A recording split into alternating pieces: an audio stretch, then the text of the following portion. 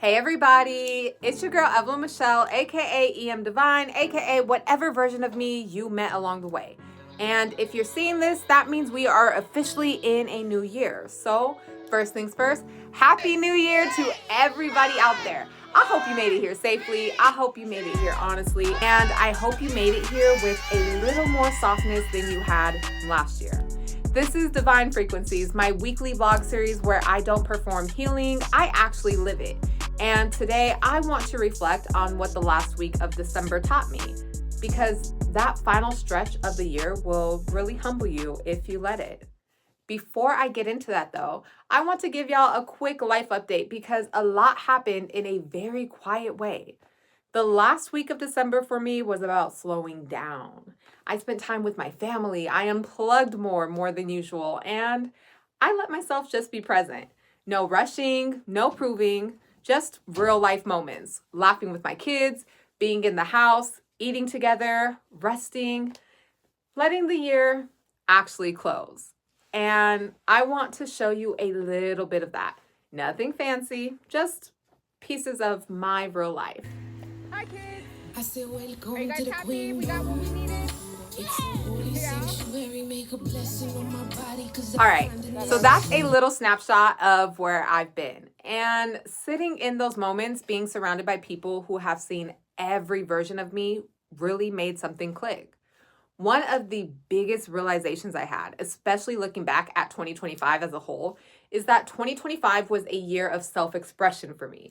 It was about doing the things that I genuinely love, the things that I had let myself forget that I enjoyed, creating without needing permission, speaking because it felt true, writing, recording, sharing, laughing, not because it was strategic, but because it brought me back to myself. And I think a lot of us forget how to do that.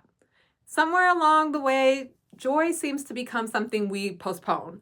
We tell ourselves we'll enjoy it after we heal, after we're stable, after we get through the hard part. But joy isn't the reward at the end. Joy is the fuel. Finding joy again reminded me that I'm allowed to like my life while I'm building it. I'm allowed to enjoy who I'm becoming, not just chase who I think I need to be. And reconnecting with that joy softened me enough to see something else clearly. I have come a long way, not just in what I've built, but in who I let close. Because community, real community, used to feel so unsafe for me. And that's what I really want to talk about today. Before I go deeper though, if you want the full backstory, the unlearning, the boundaries, the patterns, the real-time process, make sure you tap into Power Through the Mess on Spotify and Apple Podcasts. I walk you through it step by step over there. Not motivational fluff, we don't do that over here, but actual things that will help you get yourself together. Okay, back to community. For a long time, I did not trust it, and I know that I'm not alone in that. When you grow up feeling like love is conditional, when support comes with strings, when people only show up when you're useful, you learn very quick how to survive solo. You learn to carry everything yourself. You learn to believe that your value is tied to what you can give in that moment, in that instant. But let me tell you something, baby. That is hustle mentality at its deepest level. We are taught that there's a price for everything, that nothing is free and rest has to be earned, that support has to be justified. So you overgive, you overfunction, you prove your worth before you ever ask for help. But here's what I had to unlearn. That is not community, that's transaction. And those two things, they're not the same. When I was in Texas earlier this year, my cousin Sean said something that really stayed with me. He said, your community is there to support you and help you become your best self. And when you can, you repay that by showing up for them too. Not immediately, not at the expense of yourself, not out of guilt or fear, but when you can. And that shifted something in me. Because real community isn't about what you can give right now. It's about mutual growth over time. So Here are a few things I learned about community, especially as the year closed out. First, community is safety, not survival. If being around people keeps you in fight or flight, if you feel like you have to be on all the time, if rest feels unsafe around them, they are not your people. Second, your value is not your usefulness. You don't have to earn your seat at a table by bleeding for it. Sometimes your only role is to receive, and that's not weakness, that's trust. Third, healthy community honors timing. Seasons change, capacity shifts. You pay it forward when you can, and you let yourself be supported when you need to. Finally, this one is big, y'all, okay? Community requires unlearning independence as armor. Some of us weren't independent because we wanted to be. We were independent because we had to be. Healing doesn't mean you stop being capable. It means you stop being alone by default.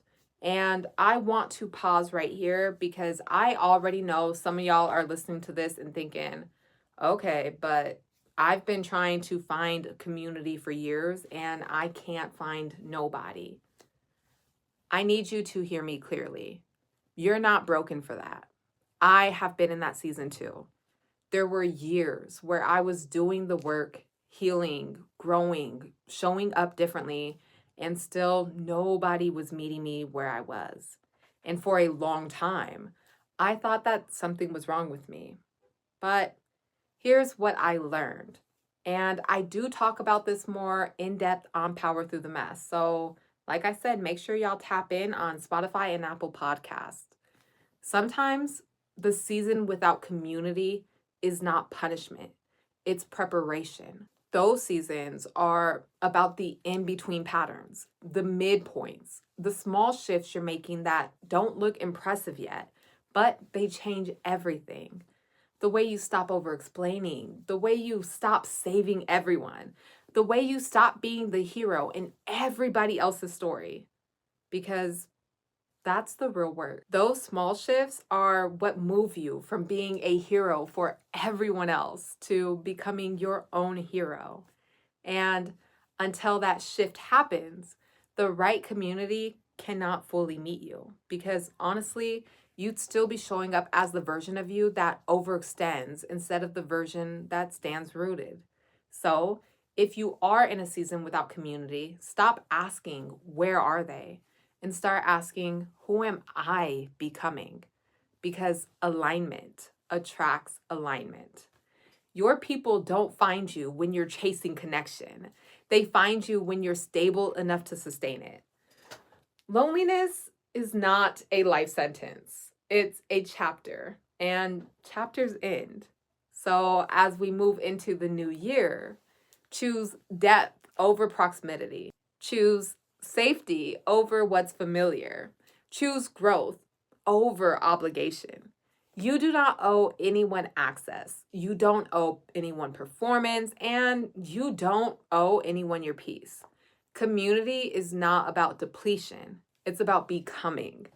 Thank you so much for being here. Thank you for listening, and thank you for choosing to enter this year with intention.